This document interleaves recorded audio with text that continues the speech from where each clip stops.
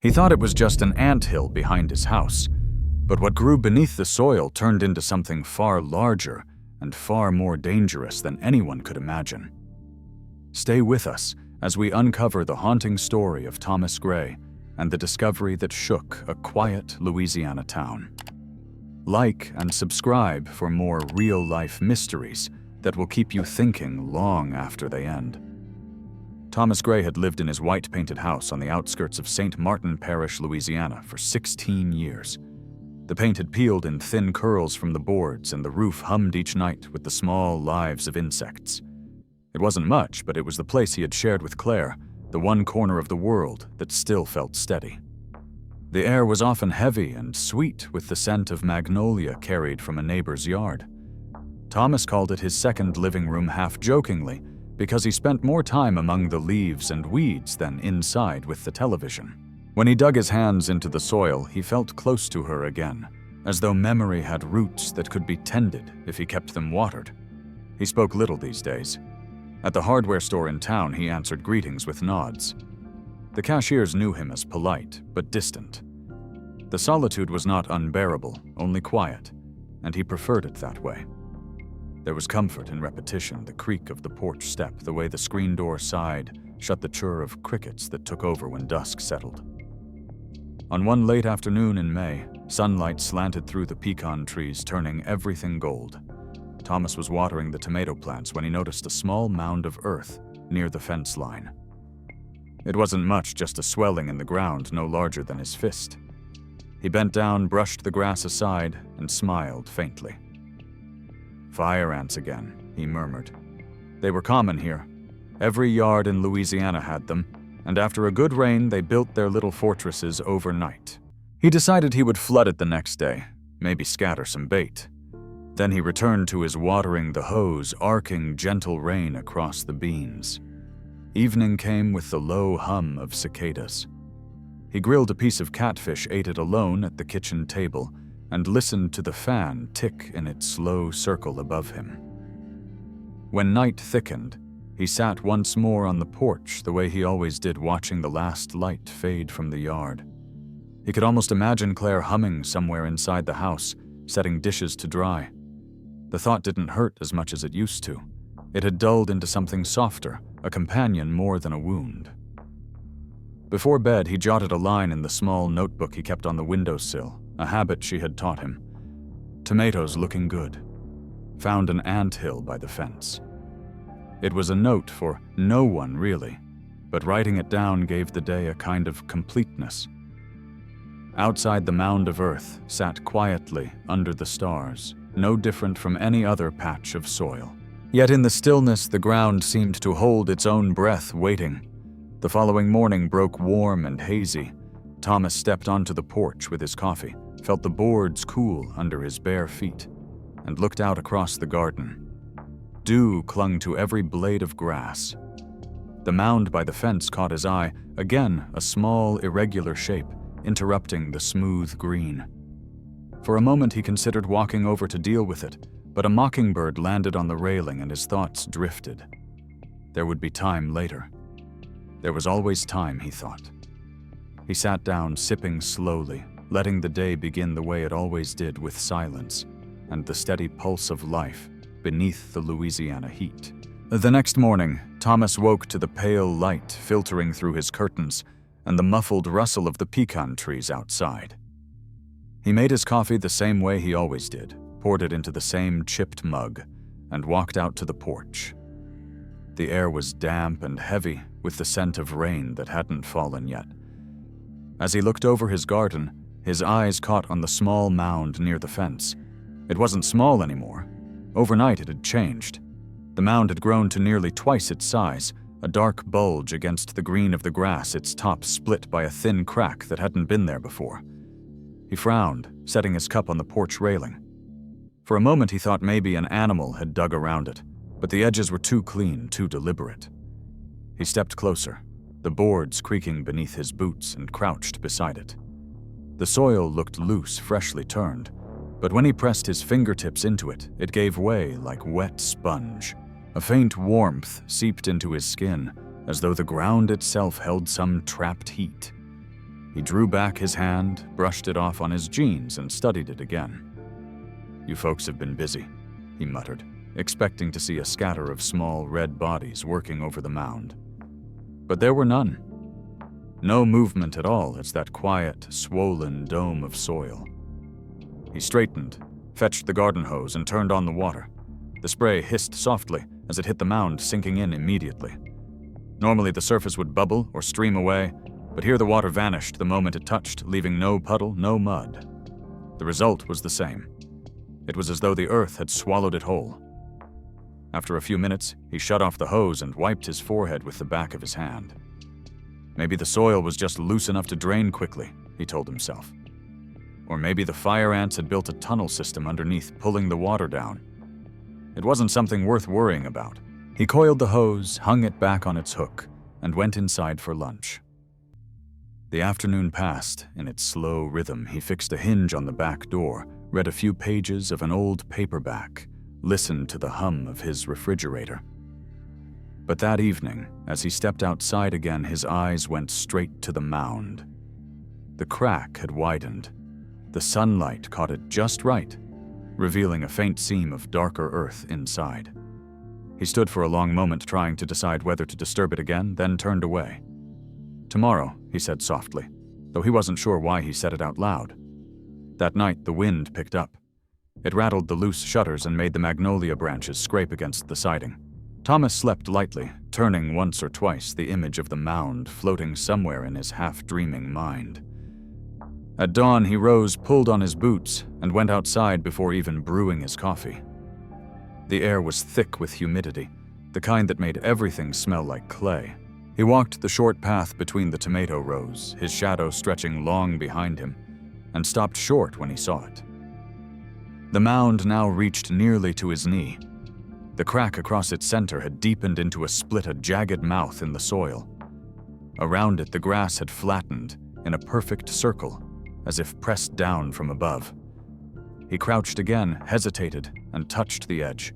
It was firm, almost packed, not soft like the day before. He dug lightly with his fingertips, then paused when the ground shivered faintly beneath his touch, a subtle vibration that could have been imagination or something else. A sudden bark startled him. He turned and saw the neighbor's dog, a big mixed breed named Rex, standing a few yards away on the other side of the fence. The dog's ears were back, teeth bared, body rigid. It growled low, refusing to take another step forward. "Easy boy, Thomas," called quietly, but the dog only barked again, sharp and anxious, then retreated towards the house. Thomas exhaled slowly, standing up, the early sunlight glinting off his coffee mug, still sitting forgotten on the porch rail. He rubbed the back of his neck, glanced once more at the mound, and felt a faint unease settle in his chest. It wasn't fear exactly, just the uncomfortable sense that something small had begun to shift in a world he had believed would always stay the same. He told himself it was nothing, a pest problem, another chore to handle. But when he turned to go inside, he couldn't help glancing over his shoulder one last time. The mound stood quiet, casting a short, sharp shadow across the yellow grass, and the air above it shimmered with heat, though the morning was still cool. That evening, the sky turned a dull violet before fading into black. Thomas ate a quiet dinner, a simple bowl of soup, and left the dishes in the sink. The hum of the old refrigerator filled the silence, steady and familiar. He turned on the television, flipping through channels until he landed on a weather report. The forecaster spoke of another humid week ahead. Nothing new for late May. Outside, the cicadas had begun their endless song, a chorus that always reminded him of summers long gone. He sat back in his armchair, remote in hand, but his attention drifted toward the back of the house. Through the open window, he could hear faint rustling sounds coming from the garden. At first, he thought it was the breeze shifting through the leaves, or maybe a possum nosing around the fence line. He turned up the volume a little, but the sound persisted, a soft, irregular whisper, like paper brushing against paper. After a few minutes, curiosity outweighed caution. He reached for the flashlight on the counter, slipped on his shoes, and stepped out onto the porch. The night air clung to his skin, thick and still. Thomas swept the beam of his flashlight across the yard, the light cutting through the dark in a narrow cone. The garden looked peaceful at first. The rows of vegetables, the low fence, the glint of dew on the leaves. But when the light passed over the far corner, he froze. The mound had changed again. It looked taller, he was sure of it now, and the soil at its base was cracked fine lines spreading outward like the webbing of glass. He took a slow step forward, and the beam trembled slightly in his hand. The ground seemed to quiver, not much, just enough that the reflection of light shimmered on the loose dirt. He crouched down close enough to feel the faint warmth radiating from it, and listened. There it was again, that rustling sound, but clearer now, rising from beneath the soil, not above it. It reminded him of dry leaves being stirred, or sand shifting through narrow spaces. He held his breath. The vibration grew faint, then stopped. The silence that followed was so complete it made his own heartbeat sound loud in his ears. He stayed there for a moment longer, then exhaled and straightened. "It's just ants," he said under his breath, as though saying it out loud could make it true. He turned off the flashlight and headed back toward the house, but even as he closed the screen door behind him, he could still sense the soft tremor of the earth lingering in the soles of his feet. Sleep came slowly that night.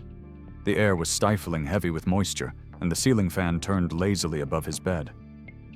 Sometime after midnight, Thomas woke to the sound of something faint, yet unmistakable, a slow, steady rustling from the yard. It wasn't the wind. It was more like a pulse, a murmur that rose and fell with eerie rhythm. He lay still, listening. It grew louder for a few seconds, then faded only to return again. The sound reminded him of countless small things moving together, colliding softly, like grains of sand tumbling through glass. He sat up, heart thudding, and strained to see through the thin curtains. The yard was cloaked in darkness, the faintest glimmer of moonlight catching on the fence posts. For a long while he listened, waiting for the noise to fade, but it continued, steady and tireless. At last he lay back, staring into the ceiling shadows until exhaustion dragged him into uneasy sleep. When morning came, he woke earlier than usual. The first thing he noticed was the stillness. The cicadas had gone quiet, and even the air felt oddly hollow. He walked outside, coffee forgotten on the counter, and stopped halfway down the porch steps. The sight made his stomach tighten. The grass around the mound had turned yellow, a dull, sickly shade that spread outward in a rough circle. The dew that usually sparkled in the morning sun was gone, and the soil looked pale, almost bleached. The mound itself had grown again, now reaching nearly to his knee, its surface rough and uneven, as though something beneath had forced it upward through sheer pressure. The crack across its middle had deepened into a narrow gap.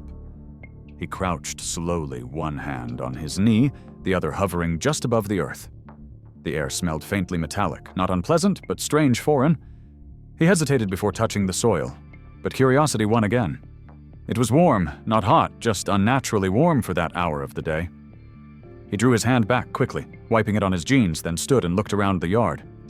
Everything else seemed normal, the tomato vines drooping with fruit, the faded garden bench, the morning light soft across the grass. Yet all of it felt different somehow, like a photograph of a place he knew, rather than the place itself. He stayed there for a while, watching the mound, waiting for movement that never came. Finally, he turned toward the house, though every few steps he glanced back over his shoulder, half expecting the earth to shift again under the weight of something unseen. By the fourth morning, the mound had become more than an irritation, it was an intrusion. Thomas stood at the edge of his garden, hands on his hips, studying the swollen shape as the sun burned off the last traces of dawn mist. The grass around it had withered to a brittle yellow, and the soil looked dry despite the week's humidity. He rubbed the back of his neck, uneasy but determined. "All right," he murmured. "We'll handle this the old-fashioned way." He dragged the garden hose from its coil, its rubber length snaking behind him with a quiet hiss. When he twisted the nozzle, a strong jet of water burst out, scattering sunlight into fine mist. He aimed directly at the mound. The water hit with a sharp slap, soaking the top layer instantly.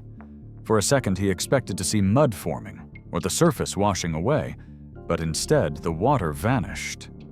It disappeared, as if pulled downward, leaving no trace of moisture. He frowned, turned the nozzle tighter, and increased the pressure. The stream cut straight into the mound, but again the earth absorbed it greedily. No runoff, no pooling, nothing. The ground seemed to drink faster than he could pour. He leaned closer, curious, and noticed a faint wisp of steam rising from the impact point. The water wasn't just being swallowed, it was evaporating. The soil hissed softly, like a pan meeting hot oil. The smell that came up was strange, sharp, and mineral, with a faint tang of something sour. Thomas hesitated, then crouched and shoved the end of the hose several inches into the top of the mound. He wedged it in place and let the water run full blast. For a moment, the mound held. Then, with a sudden slumping sound, a section of it collapsed inward, forming a small crater no wider than a dinner plate. A gust of hot air rose from the hole, carrying a smell of earth and something else, something like metal and rot. Thomas recoiled instinctively, shielding his face from the spray. He shut off the water and stepped back, breathing through his mouth. The top of the mound had caved in slightly, but the rest still stood firm, its sides glistening faintly in the sunlight. The soil looked dark and slick, but within moments began to harden again. He watched, uneasy, as the dampness faded faster than seemed natural. By the time he rolled up the hose, the surface had already started to dry and crack. That evening, the garden was unnaturally still. Even the insects seemed to avoid the area near the mound. Thomas sat on the porch with his dinner untouched beside him, watching the patch of earth under the fading light. The crater he had created looked shallow, but shadows clung to its edges too dark for the hour. He told himself he would check it again in the morning, maybe dig it out properly if it hadn't settled. As the night deepened, a faint wind picked up, rustling the leaves of the magnolia. Somewhere in the distance, thunder muttered.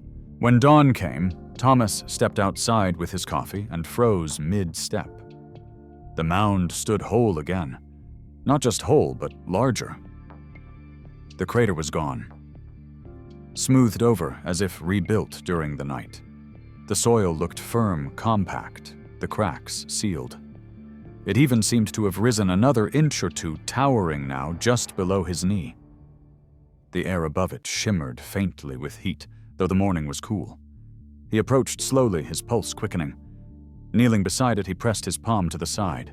It was solid, harder than before, the texture dense like packed clay. He tapped it lightly with his knuckles and was startled by the hollow echo that answered. Frowning, he fetched his spade from the shed, the handle worn smooth from years of use. He pushed the blade into the mound, expecting resistance, but the soil gave way almost instantly, collapsing in on itself. The spade sank deep, nearly up to the hilt. When he pulled it out, clumps of dirt slid free, breaking apart mid-air like brittle foam. He crouched closer to inspect the cavity he had opened.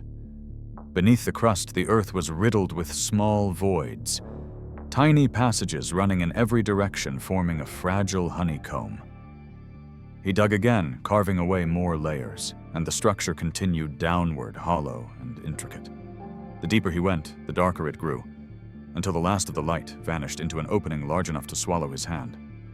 A faint, warm draft rose from within, carrying the same sharp odor he had smelled the day before, earthy, metallic, and sour. He peered in, but the hole revealed nothing, only darkness that seemed to absorb the sunlight. For a long moment he knelt there, the spade motionless in his grip. A drop of sweat slid down his temple, though the air was still cool. Somewhere behind him, a crow called out from the telephone wire, its cry thin and harsh. Thomas straightened slowly, eyes fixed on the mound. It no longer looked like a nest. It looked like an entrance. He stepped back, the spade hanging loosely at his side, and felt the first flicker of unease give way to something heavier, a quiet, creeping dread he couldn't quite name. By the next afternoon, Thomas's sense of calm had thinned to a nervous thread. He moved through the day's routines, watering the beans, sweeping the porch, feeding the neighbor's dog when it wandered over, but his eyes kept straying toward the mound. It had become the first and last thing he looked at each day. When he closed his eyes at night, he could still picture it perfectly. The hardened surface, the cracks like veins, the faint shimmer of heat above it. Each time he passed the window, he glanced out, as if expecting something to have changed again. It always had. The patch of grass surrounding it had widened a ring of dull yellow, spreading like a bruise. He noticed that small ants had begun to appear near the steps of his porch, ordinary fire ants by all appearances. They didn't bite, didn't scatter when he brushed them away. They moved in lines, hundreds of them, always headed in the same direction toward the mound. They ignored food scraps, ignored the plants as though driven by a purpose beyond the ordinary instinct of insects. At first, he tried to ignore them. Ants were everywhere this time of year. But by the third day, the sight of them began to gnaw at him. They formed narrow paths along the walkway, disappeared beneath the grass, and re-emerged nearer the mound's base. At dusk, when he sat on the porch, he could see the lines glinting faintly in the fading light, a shifting thread of movement that never seemed to end. It unsettled him in a way he couldn't explain. He thought of calling pest control then, but the idea embarrassed him, an old man losing his nerve over an anthill. Instead, he fetched a broom and swept the porch clean. The ants returned by morning. 2 evenings later, Thomas noticed something else. A second mound had appeared near the first, smaller but identical in shape. Its surface had the same dry, hardened texture, the same faint cracks. He stared at it for a long while, heart heavy in his chest. "That wasn't there yesterday," he whispered to no one. By the weekend, a third had risen near the tomato patch. 3 now arranged almost evenly, as though the ground itself was marking out a pattern beneath his garden. The realization made his skin prickle. That Sunday morning, he walked slow circles through the yard, coffee in hand. The beans hung limp tomatoes, yellowed, their roots brittle and dry. By morning the next day, nearly the entire patch had withered. The earth between the mounds had turned a pale gray, stripped of its color, and the faint metallic smell that had haunted the air days ago had grown stronger. It clung to his clothes when he came back inside. He stood at the sink washing his hands, watching the water swirl dark with dirt. His reflection in the window looked older than he remembered, lines carved deep around his mouth. His eyes shadowed. He dried his hands, walked back to the porch, and stared at the yard again. The sun was high, and the air wavered above the soil, thick with heat. Nothing moved, not even the ants. The stillness was almost worse. He set his cup down, pulled his hat low against the glare, and stepped off the porch. As he crossed the yard, his boots crushed the brittle grass with a faint crunch. When he came within a few feet of the nearest mound, he stopped. A tremor ran beneath him, subtle but undeniable, a slow ripple that passed under the soles of his boots like the aftershock of distant machinery. He froze, waiting. The vibration came again, faint but rhythmic, as though something large was shifting far below. The instinct to retreat hit him suddenly and hard, but he forced himself to kneel, instead one hand pressed to the ground. The vibration pulsed again, stronger this time. He could feel it in his fingers, a low hum moving through the soil. He stood quickly, heart pounding. His gaze darted between the 3 mounds, each one perfectly still on the surface, yet he could swear he felt them breathing in unison. The air above them shimmered, distorted by rising heat. Somewhere behind him, a screen door banged shut in a neighbor's yard, breaking the silence. He turned toward the sound, but saw no one, only the endless green beyond his fence. When he looked back, the faintest movement caught his eye, a tiny collapse of soil along the edge of the largest mound, a puff of dust rising, gone as quickly as it appeared. Thomas backed away slowly, every instinct telling him to turn and run, but he didn't. He reached the porch steps, breath shallow, and sat heavily, his eyes fixed on the garden. The vibration had faded, leaving only stillness again. But the stillness no longer felt safe. It felt watchful. He told himself he would call someone in the morning, pest control, maybe even the parish extension office at the LSU Ag Center. He couldn't ignore this anymore. Still as the sun dropped and the shadows stretched long across the yard, he remained on the steps, staring at the mounds, unwilling to look away for fear they might move the moment he did. By Monday morning, Thomas had given up the idea that this was something he could handle on his own. The mounds had grown again during the night, their bases widening until they touched at the edges like the roots of trees pushing against each other. He could no longer deny that something far larger was happening beneath his garden. After pacing the kitchen for nearly an hour, he found the number for a local pest control company, printed on an old magnet stuck to his refrigerator door. His hand trembled slightly as he dialed.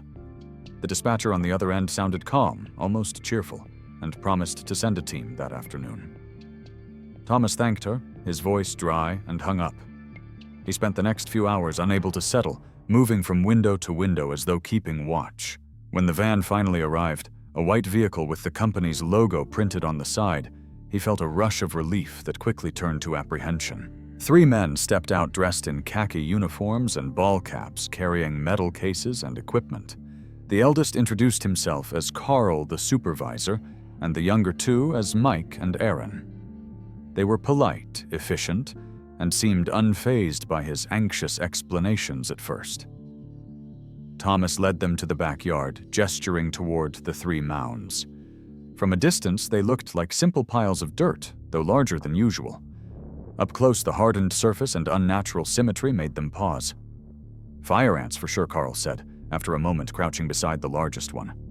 "Big colony, but nothing we can't handle." Thomas watched as they unpacked their tools, ground radar soil probes, and a laptop balanced on a portable stand. The hum of the equipment filled the still air as they began their measurements. The first scan took only minutes. Lines formed on the small radar screen faint at first, then sharper, branching out beneath the surface. Mike frowned, leaning closer. "That's odd," he murmured. Carl joined him, eyes narrowing as the image expanded. The tunnels weren't confined to one mound. They extended far beyond the fence line, twisting and intersecting in patterns that filled the entire display. It looked almost like the root system of a vast tree spreading underground. Carl tapped the side of the screen, adjusting the range. The deeper the scan went, the denser the network became. "I've never seen a colony this extensive," he said quietly. "Could be several meters deep." He turned toward Thomas. "You said this just showed up a few weeks ago." Thomas nodded, feeling the weight of the question. Aaron, the youngest, knelt by the second mound and inserted a slender probe attached to a handheld monitor. The device emitted a steady beeping as it sank into the soil. When it reached roughly a foot deep, the beeping quickened. "They're active," Aaron said. "Lots of movement down there." He pushed the probe deeper. The sound rose to a rapid series of chirps, and then without warning stopped entirely. The monitor screen went blank. He pulled the probe out, frowning. The tip was hot to the touch. "That's not supposed to happen," he said, glancing at Carl. The older man crouched, taking the probe in his gloved hand. A faint smell, metallic, almost burnt, rose from it. Carl straightened his calm demeanor, beginning to slip. "Let's switch to thermal," he said. Mike fetched another case and unfolded a larger scanner, its blue glow casting their faces in pale light. When they passed the sensor over the mounds, the screen lit up with bright patches of orange and red, concentrated deep beneath the ground. The heat signatures pulsed, faintly rhythmic, almost alive. Thomas watched the color patterns shift, his stomach tightening. "Could be a gas pocket," one of them suggested, though his tone lacked conviction. Carl said nothing for a long while, studying the data. "No," he said finally, his voice low. "Whatever it is, it's moving." They ran another scan, expanding the radius. The network on the screen grew wider, stretching beyond the boundaries of Thomas's property. Tunnels branched into neighboring lots under the fence beneath the street. "It's like a city down there," Mike whispered. "A living one." Carl shot him a look, but didn't disagree. He adjusted the controls again, increasing the depth range. The radar began to hum louder, then suddenly emitted a sharp, continuous beep before cutting off completely. The display flickered, went black, and stayed that way. "What happened?" Thomas asked quietly. Aaron checked the cables, the connections. "Power's fine," he said. "The signal just dropped." Carl's jaw tightened. "It's not interference," he muttered. "It's like something blocked it." Thomas glanced toward the mounds, half expecting them to move again. They remained still, but he thought he heard a faint sound, like a sigh escaping from beneath the ground. The men exchanged uneasy glances. "We'll need to run deeper analysis," Carl said finally, closing the laptop. "I'll have to contact the state office. This goes beyond a local infestation." He tried to sound steady, but his tone carried a strain that didn't escape Thomas. As they began to pack up, the youngest technician looked back toward the mounds, his expression pale. "Whatever's down there," he said quietly, "it's big, and it's awake." That afternoon, the sun hung low and hot over St. Martin Parish, baking the soil until it shimmered. The technicians were packing up their faces slick with sweat, their movements hurried. The air around the garden felt different, heavy, tense, like the stillness before a storm.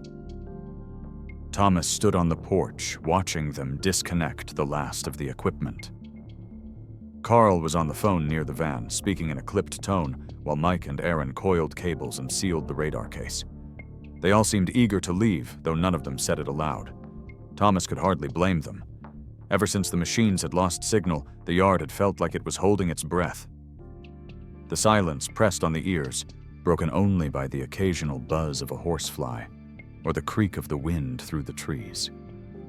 He had just begun to think that maybe things would quiet down when the sound came a low, muffled crack, like a log splitting in a fire. The men froze. Thomas looked toward the largest mound. A thin line had appeared along its surface, widening slowly as bits of dry soil flaked away. Then, with a sudden jerking motion, the entire side gave out. A rush of dark red-brown poured from the gap, glinting in the sunlight. It took Thomas a second to understand what he was seeing. It wasn't dirt. It was moving. A seething torrent of ants spilled out, millions of them, their bodies glossy, moving in a dense, coordinated tide. They flowed down the mound like water breaking from a dam, forming thick rivers that spread across the ground before curving inward again, gathering, climbing over one another in rhythmic waves. "Get back!" Carl shouted, though no one had moved. The three men stumbled several steps away, eyes wide. The ants didn't scatter. They didn't move randomly like insects should. They advanced and withdrew in perfect coordination, their motion eerily deliberate, as if guided by a single, unseen will. Thomas could feel the vibration through the porch boards, the faint hum of countless feet moving in unison. His breath caught as he realized the pattern of their movement formed spirals, tightening and loosening, pulsing like the breath of something vast. Aaron raised his camera, hands trembling. "I need to document this," he said, voice barely steady. He stepped closer, no more than a few feet from the writhing surface, and began to film.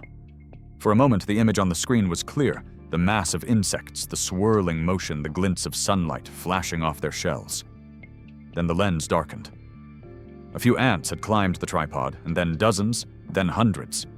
In seconds, the entire camera was coated in a crawling sheath of red-brown bodies. Aaron cried out, jerking back as the casing grew hot, and the electronics stuttered. The lens fogged white, and the housing radiated heat. He dropped the camera, and it hit the dirt with a dull thud, still twitching with movement. Carl grabbed his arm, pulling him away. They retreated toward the van, faces pale, as the swarm surged again, covering the ground where the equipment had been moments before. The ants climbed over the fallen camera over one another, forming brief towers that collapsed and reformed in fluid motion. Thomas couldn't look away. The sound was faint, but constant, a dry, rustling whisper, like sand shifting in a tide. Then, as suddenly as it had begun, the motion slowed. Within minutes, the earth was still again, though the dark line across the mound remained open, steaming faintly in the heat. No one spoke for a long while. The only sound was the hum of the van's idling engine. Aaron bent to retrieve the camera, but Carl stopped him. "Leave it," he said quietly. "It's done?" The younger man hesitated. then stepped back, rubbing his wrist where the heat had reddened his skin. Mike was the first to notice the change. "Look," he whispered, pointing toward the center of the yard. The ground where the swarm had been moving began to sag slow at first, then faster, the surface caving inward with a soft sigh. Dirt poured down like water through a drain, leaving behind a shallow depression that deepened until it spanned nearly 6 feet across. Thomas stepped closer to the edge despite Carl's warning shout. The hole was perfectly round its side, smooth the bottom lost to shadow. When he tossed a pebble in, there was no sound of impact, only a faint rush of air rising from below. Carl approached cautiously, scanning the ground with his thermal device. The screen showed nothing. No heat, no movement, just a void. "It's hollow," he said, his voice barely audible. "Deep." The others gathered behind him, staring into the darkness that seemed to breathe faintly in the heavy air. Thomas gripped the porch railing, feeling the sweat on his palms. The faint scent of metal returned stronger now, mixed with the smell of wet clay. Somewhere deep beneath his yard, something had opened. For the rest of that evening, no one dared approach the mounds again. The men packed their remaining tools in silence, speaking only in short, practical phrases. Before leaving, Carl turned to Thomas, his face grave. "I'll report this," he said. "They'll send people who know how to deal with it. Whatever's under there. It's not just ants." He hesitated as if he wanted to say more, then simply nodded and walked to the van. The door shut with a dull thud, and the vehicle rolled down the gravel road, leaving behind the smell of gasoline and the faint vibration still echoing beneath the soil.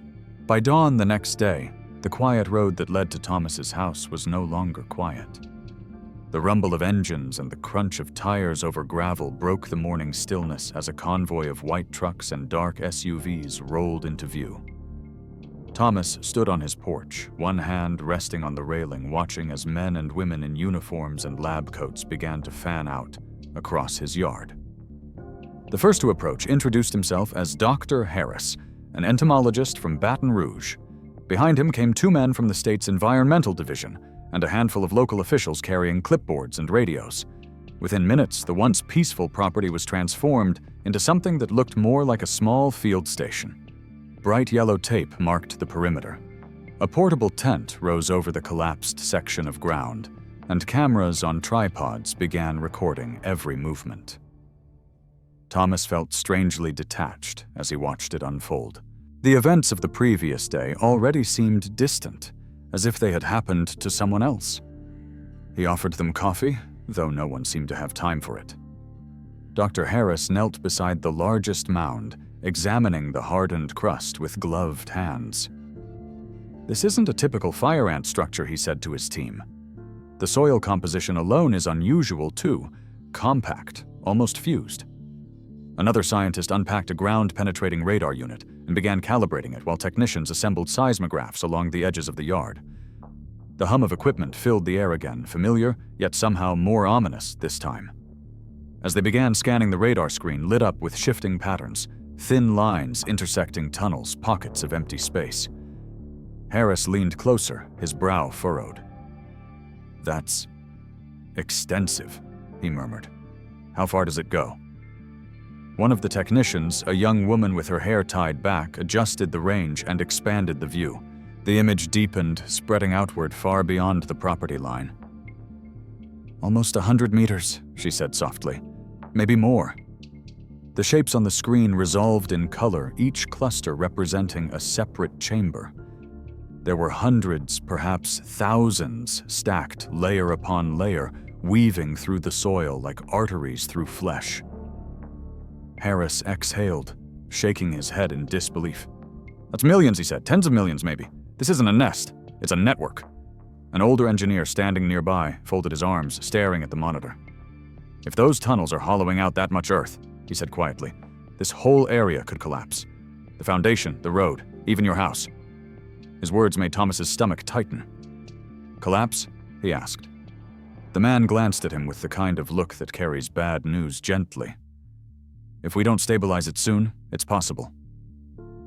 The word hung in the humid air, sharp and heavy.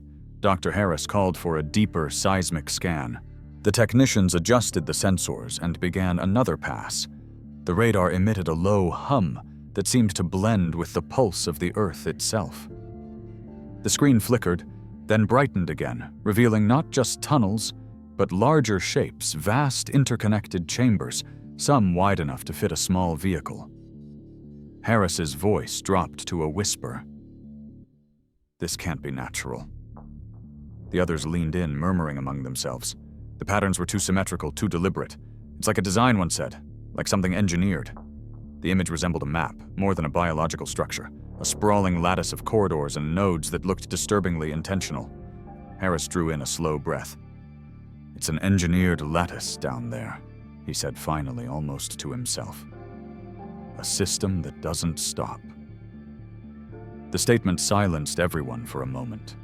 The only sound was the whir of the machines and the distant cry of a crow circling overhead. Rex, the neighbor's dog, who had been hiding under the porch since the first truck arrived, began to whine softly, the sound trembling through the heat. A faint vibration ran underfoot, subtle but distinct, and a few of the instruments registered it with a flicker of red lights. Harris turned sharply. "Did you feel that?" he asked. The engineer nodded, kneeling to steady a sensor. "Movement," he said. "Something's shifting." The vibration grew slightly stronger, then faded again. Harris exhaled. "It's active. The colony's responding." More vehicles arrived as the day went on. News of the discovery had spread faster than Thomas expected. Reporters gathered at the far end of the street, held back by local deputies. The smell of soil and fuel hung thick in the air. Under the tent, the experts continued their work, sampling, recording, analyzing. The mound that had collapsed the day before was now surrounded by floodlights and instruments. Each time a technician inserted a probe, the readings spiked unpredictably, as if the Earth itself resisted intrusion. "The heat signatures are still there," someone said. "Stable but moving." Harris rubbed his temples, his exhaustion showing. "They're adapting," he murmured, changing the pattern. Thomas stayed silent. He felt small among the chaos, a bystander to his own home's undoing. He could hear snippets of the scientists' conversations, but understood little of it, only fragments that carried enough to unnerve him. "We're standing above a living system," one voice said. "If it expands any further, it'll compromise the whole block." Another voice replied, lower, grim. "Then we'd better act before it breathes again." The words chilled him, though the sun was still blazing overhead. He looked at his garden, or what was left of it, the soil torn open by instruments, his once green plants reduced to brittle stems. He wondered if anything human could ever reclaim this place again. As evening approached, the light turned amber across the horizon, and the shadows of the tents stretched long over the ground. The equipment continued to hum, drawing invisible lines into the deep earth. On one monitor, the tunnels seemed to pulse faintly, as if the hidden world below were alive and listening. By the third morning, the decision was made. Thomas watched from his kitchen window as the first concrete truck rumbled down the narrow road, followed by two more. The low drone of engines filled the humid air. Men in hard hats and reflective vests began unloading thick hoses, uncoiling them across his yard like gray serpents. A state official approached the porch and explained the plan in a calm, rehearsed tone. Chemical sealant followed by high-density concrete poured deep into the soil to fill every chamber of the nest. "It's the safest option," the man said. "We can't risk further collapse." Thomas nodded, not trusting his voice. His house smelled faintly of damp wood and old coffee. He felt like a stranger inside it. Outside, the operation began in earnest. The machines drowned out the usual sounds of the countryside, the birds, the wind through the pecan trees, even the distant hum of traffic. A large pump roared to life, and thick gray liquid surged through the hoses, vanishing into the gaping holes that dotted what had once been his garden. The first few minutes passed quietly, the hoses quivering under pressure. Then the ground began to tremble, subtle at first, then shaking the yard. One of the men shouted over the noise, but his words were lost. Thomas stepped onto the porch, gripping the railing to steady himself. A deputy guided Thomas to a neighbor's porch across the street, while the pumps ran, keeping him clear of any potential collapse zone. The heat rising from the ground was stronger now, the air shimmering above the filled holes. Steam or smoke, he couldn't tell which rose in thin spirals. He could smell metal and clay and something faintly bitter. For a moment he thought of Claire, how she used to kneel by those tomato plants, her hat tilted against the sun. That small, ordinary memory felt impossibly far away. He turned his eyes back to the chaos unfolding in front of him. As the first truck emptied, another rolled forward to take its place.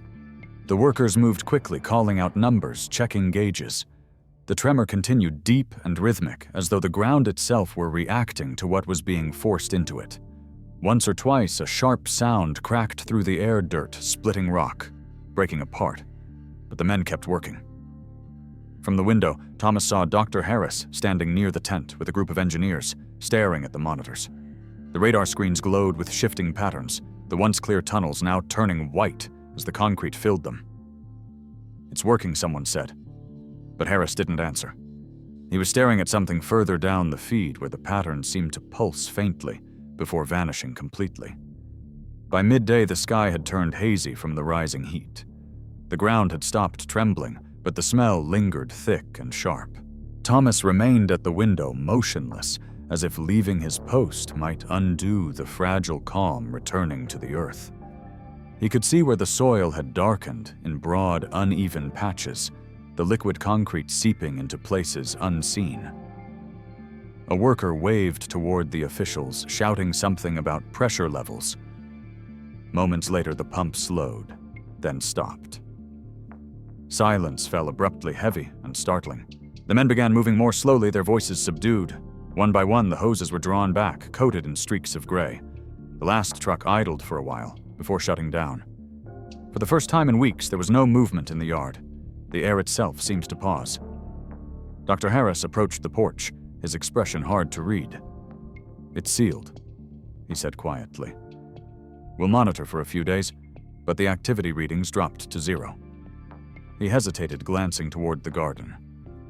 "It should be safe now." Thomas nodded again. He wanted to ask whether safe meant finished, whether what they had buried could ever truly be gone, but he said nothing. When Harris left, the property emptied slowly, the vehicles one by one disappearing down the road until only the distant hum of a generator remained. That night, the sky opened with a brief, heavy rain. Thomas stood at the doorway, watching droplets strike the newly hardened soil. The water ran off instantly, pooling at the edges where the grass still clung to life. He could smell the wet concrete mixing with the scent of the storm, a harsh, sterile smell that didn't belong in a garden. The air was thick and hot, and the thunder rolled far away, fading into silence. 2 days later, they returned to check the site. The workers dug shallow test pits near the filled mounds, using small drills to sample the hardened mixture. When they lifted the cores from the ground, everyone fell quiet. The samples were not smooth. They were patterned, dense branching structures running through the concrete, as though something had shaped it before it had cooled. Harris leaned close to one piece, tracing the ridges with his finger. "These are tunnels," he said softly. "It's all there, frozen solid." Under the sunlight, the impressions were clear, an intricate web of narrow paths, twisting and coiling, looping into chambers and arteries like a vast circulatory system carved into stone. Someone whispered, "It looks alive." Harris didn't answer. He just stood there, holding the fragment in both hands while the others stared in uneasy silence. That evening, when the trucks were gone and the field lay empty again, Thomas walked the perimeter alone. The ground was smooth now, gray and firm beneath his boots. No ants, no cracks, no movement. He crouched, pressed his palm to the surface and felt nothing. No warmth, no vibration. It was utterly still. For the first time in weeks, he thought he might sleep through the night. He straightened, turned toward the porch, and paused. The air around him was quiet, except for the faint hiss of wind through the trees. It should have comforted him, but it didn't. The silence felt too deep, as if the world beneath had simply gone quiet to wait. By the end of the month, Thomas's quiet street had become a point of pilgrimage. Journalists and researchers soon arrived, their vans lining the ditches as headlines proclaimed the largest ant colony ever found in the United States. Drone footage showed aerial shots of his once green garden turned to a smooth gray expanse, a slab of hardened earth stretching toward the fence line. They called it a natural wonder, a marvel of biology, a discovery that would rewrite the understanding of cooperative insect behavior. Thomas watched the coverage once on a neighbor's television, and then never again. To him, it wasn't a marvel. It was simply the place where his tomatoes used to grow. Reporters came to his door more times than he could count. They asked what it was like to have the discovery of the decade under his own home. Some wanted photographs of him standing near the filled mounds looking heroic or contemplative. He refused each time politely, but firmly. "There's nothing to see," he said. "It's finished." Yet they kept coming. The local paper ran a feature with his name on it, Thomas Gray, the man who found the colony. He didn't like how that sounded. It made it seem as if he had discovered something when all he had done was lose a piece of peace he could never rebuild. Weeks passed, and the noise faded. The scientists moved on to conferences and presentations, the trucks disappeared, and the road grew quiet again. The gray field behind his house remained a flat scar under the sun. The rains came and went, but nothing grew there. Even weeds struggled their roots, finding no purchase in the hardened earth. Sometimes when the air was still, Thomas would stand at the edge and listen, half expecting the faint hum to return. It never did. Yet he couldn't shake the feeling that something down there was listening back, patient and silent. One morning, a letter from the State Museum arrived. Inside the envelope was an invitation to view the exhibit and a set of photographs from the collections team. The photographs showed a section of the concrete cast they had extracted from the ground. The catalog label in the photographs read, "Specimen Hash, A47, the Gray Colony." The words struck him harder than he expected. The name wasn't chosen by him yet. It would now live in textbooks articles, perhaps in the quiet halls of museums where strangers would marvel at it. His name attached to something that had erased everything he loved about that patch of land. The men asked if he wanted to see it, but he shook his head. "No," he said softly. "You keep it." They nodded and drove away, leaving him standing alone in the driveway, the sound of the engine fading into the distance. That evening, he poured himself a cup of coffee and carried it out to the porch. The air smelled faintly of summer rain and cement dust. Beyond the fence, the concrete field glimmered under the setting sun. Its surface cracked in thin, delicate lines that caught the light like veins of glass. The pecan trees rustled gently, and somewhere a mockingbird called. For a moment, he let the sound fill the silence that had taken root inside him. The world felt the same, and yet entirely changed. A week later, Thomas decided to plant again. Not much, just a few rows of beans and a patch of lettuce near the edge of the porch, where the soil was still soft. He worked slowly the way older men do, kneeling, carefully pressing seeds into the damp earth with a reverence that bordered on prayer. He watered them each morning, though the ground seemed reluctant to drink. The sprouts came up thin, pale, but alive. The grass around the edges began to return in hesitant tufts. It wasn't beauty, not yet, but it was something alive, and that was enough. Every evening, as the sun dipped low and the sky turned to molten gold, Thomas would step out to the porch with his mug, the same chipped one he'd used for years, and look over the small, green strip that had come back to life. The rest of the yard, his former garden, the place that now bore his name in museums, remained barren, unchanging. He didn't go near it anymore. Some nights he would hear the faint creak of the porch wood and think of Claire sitting beside him, her hands folded in her lap, her voice low and kind. "You've done what you could," she might have said. "Now let it rest." He would nod to the empty chair, then turn his gaze to the horizon.